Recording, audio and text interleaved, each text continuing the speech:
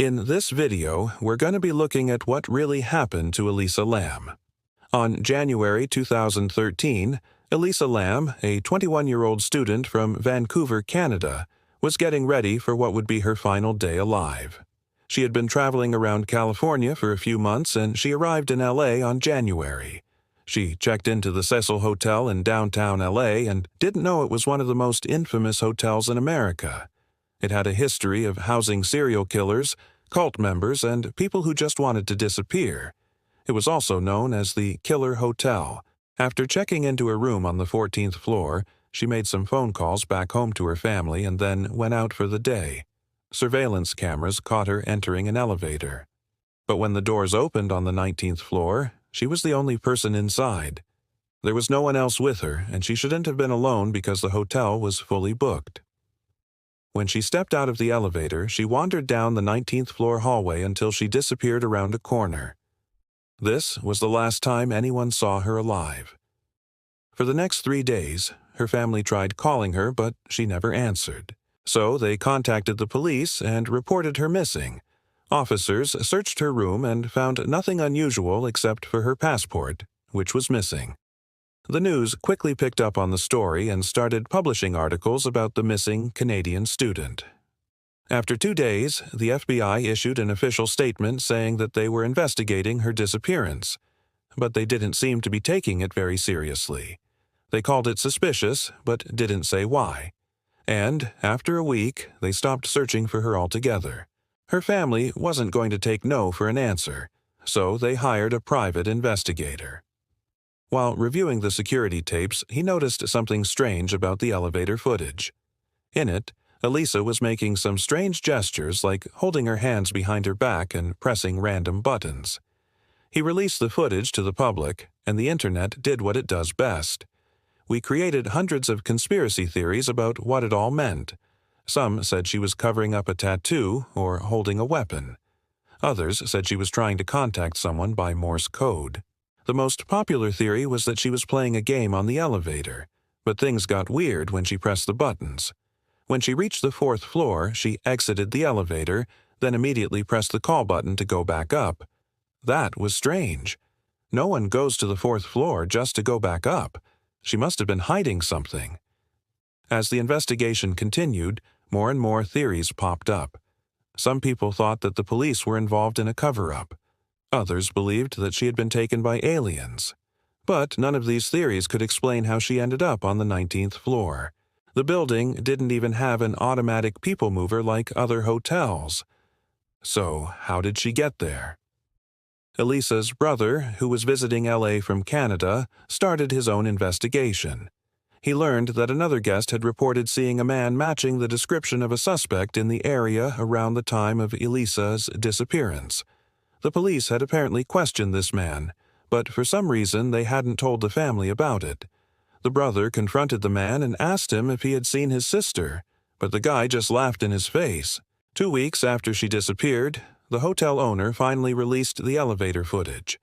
The images quickly went viral, and a sketch artist used them to make a drawing of the mysterious girl in the elevator. But it didn't lead to any new leads. Then a month later, the Los Angeles County Medical Examiner's Department announced that they had found a body in the water tank on top of the Cecil Hotel. The tank held 1,700 gallons of water and was located on the roof. It was used to supply water to the hotel's restaurant and bar.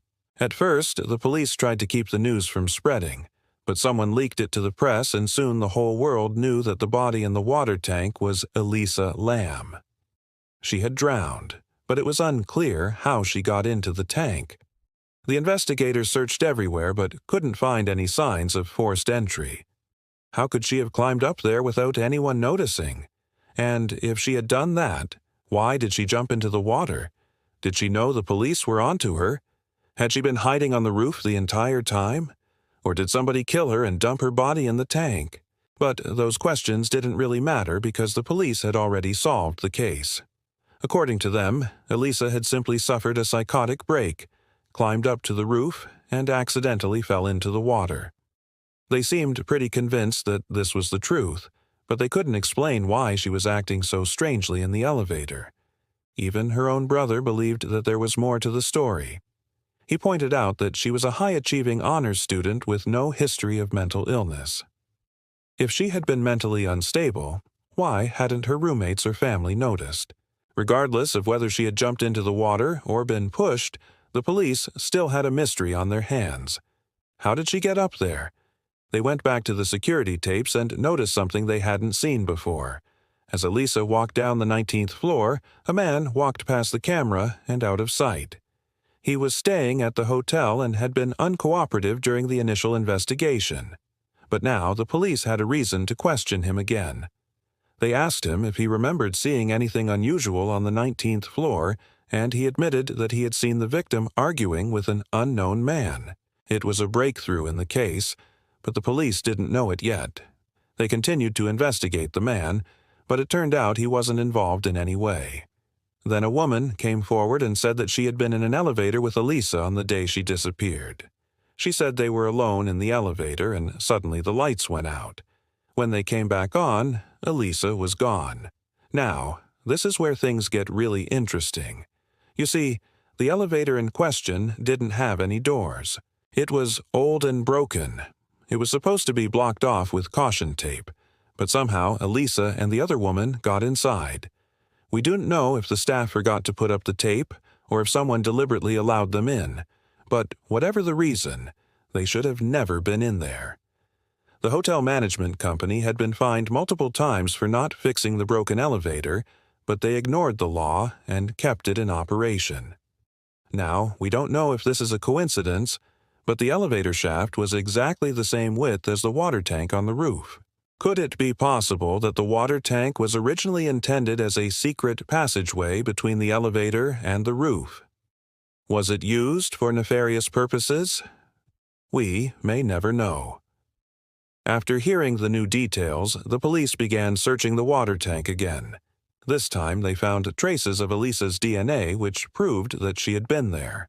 But it didn't prove that she had been murdered, so they didn't continue their search. They already had a theory, and they weren't going to let go of it. They continued to claim that she had had a psychotic episode and jumped into the water. But the family didn't believe them. They hired a private investigator, and together they uncovered some disturbing facts. The police had interviewed everyone in the hotel who might have had information about the case, but for some reason they failed to interview two important witnesses. The first was a maid who claimed that she had found blood in one of the rooms on the 19th floor. But when she reported it to the night manager, he told her to keep quiet and get rid of the evidence. The second witness was a former employee who said that he had seen the same man with the bloody knife in the hallway. The family took this information to the police, but they didn't seem interested. They had already closed the case, and they weren't going to reopen it. The family was furious, so they went to the media and published all of the new evidence. But it didn't make any difference. The police stuck to their guns and refused to reopen the case. So the family took matters into their own hands. They hired a forensic expert who analyzed the security footage. He confirmed that Elisa was definitely hiding something in her hands while in the elevator. The police had missed this detail when they reviewed the footage. But what was she hiding? The expert couldn't tell for sure, but he believed that she was holding a weapon. This new evidence sparked a media frenzy and the police were forced to respond. They agreed to re-examine the case, but they didn't find any new evidence. So they still claimed that it was a suicide. To this day, no one knows what really happened to Elisa Lam. She was either murdered or she had a psychotic break and accidentally drowned. But the police are convinced that it was suicide. Do you think Elisa was murdered, or did she kill herself? Let me know your thoughts in the comments below. Thanks for watching. If you enjoyed this video, please hit the like button and subscribe for more crime content.